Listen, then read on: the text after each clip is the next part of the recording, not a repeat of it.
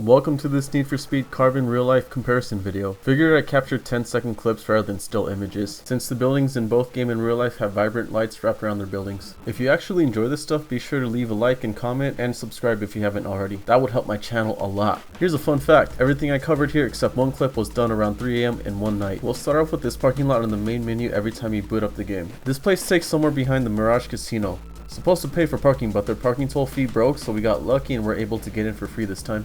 Here are two volcanoes used as a side attraction for the tourists. The volcano Need for Speed Carbon's Neon Mile is constantly erupting, whereas the Mirage Casino in Vegas only spits fire once every busy hours. It would be cool to have a Moai/Stonehenge themed casino. All we gotta do is pitch in $3 billion in revenue to make it a reality in Vegas. I believe this landmark is the property of the South Pacific Casino. And here's what the volcano looks like in Vegas. I barely missed out on the eruption thanks to heavy traffic. This is the only video where I drove around during busy hours because it only operates around 7 to 11 in the evening around the dot. Here are two casinos that resemble each other but are both far away from the respective downtown area. One's used as a shortcut in the means of racing, the other's a safe haven for a bad part of town. Here's the Texas Casino, I presume. One of the signs, or pursuit breakers, that you can destroy to keep the cops at bay given you're being chased by them. For those that never played Need for Speed Carbon, evading the police cars is a minor essential part of the gameplay. And now the building it's based on, Jerry's Nugget, far north of the Vegas Strip. Behind is some quote-unquote gentleman's club with a lot of crazy stories within that establishment. Next, we'll move on a little closer to the Neon Mile/Strip.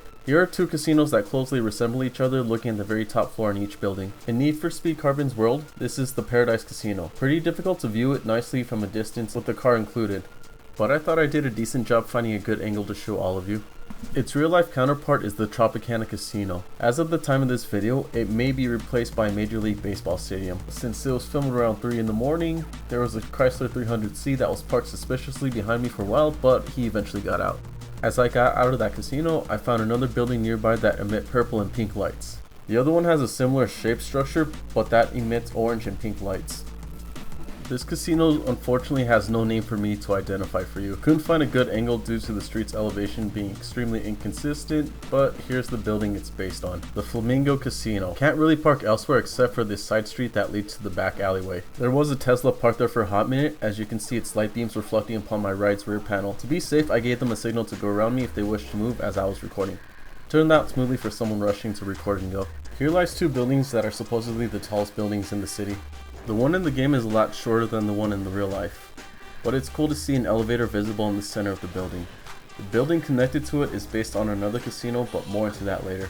The real life counterpart of this building is called the Stratosphere. When I recorded this one, I got real lucky that there's no traffic here for about 2 miles. The Stratosphere is the tallest building within the Vegas skyline. Now let's move a bit north to the Strip and down to Fremont Street. Here's a bunch of casino with vibrant lights. The left side has a card as the face of the casino's theme, while the other is just a set of blue walled lights. You'll run through this building a lot near the end of the game as you're racing everyone within Silverton, which is the game's final district for you to conquer. I believe it's also seen during the final boss's first encounter. It is based on the Binions at Fremont Street, aka the old Vegas district. All I can say about this place is that it gets absurdly busy in traffic before midnight, both pedestrians and vehicular wise. But the next place doesn't get as busy as these landmarks with gold spilled on the side of their building. The one on the left is the Bullion. This one seems so cool that there's a 24-hour buffet, which is unheard of in Vegas. This one seems to be a well-established casino with lots of coins as their theme, unlike its real-life counterpart, the Western Village. It's hardly visible in this shot, but it's there if you look close enough to the far right. This place is more of a convenience store than a casino.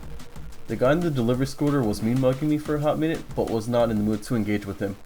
After this shot, I decided to head back south to the Vegas Strip to show you this. Welcome to X and Y Town. Basically signs that welcome you to their tourist attraction area.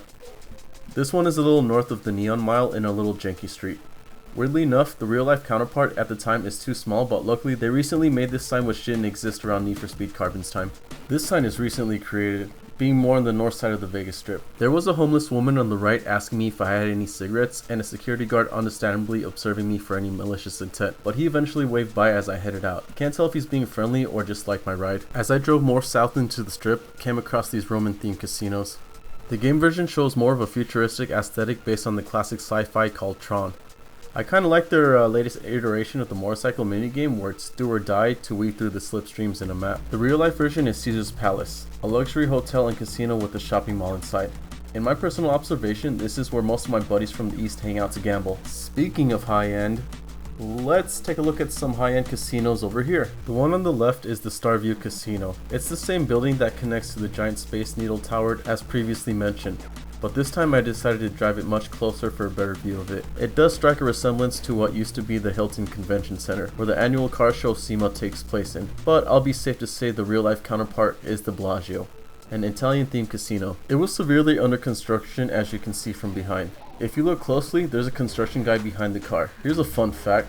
The construction cone in Las Vegas is a natural city flower because of how often and abrupt they appear in streets out of nowhere. Since we're already having this talk about construction, these casinos were recently renovated. This right here is the South Pacific Casino, which is connected to the volcano from earlier into the video. Watch this STI fly. Anyway, seems to have a Polynesian theme to it. The real life version is what used to be the Monte Carlo Casino, now renamed Park MGM since it's next door to the Toshiba Park and the T-Mobile Stadium, where concerts, UFC, and hockey games take place. These two places display casinos named after the largest city in England in the games version and the United States in the real life casinos case.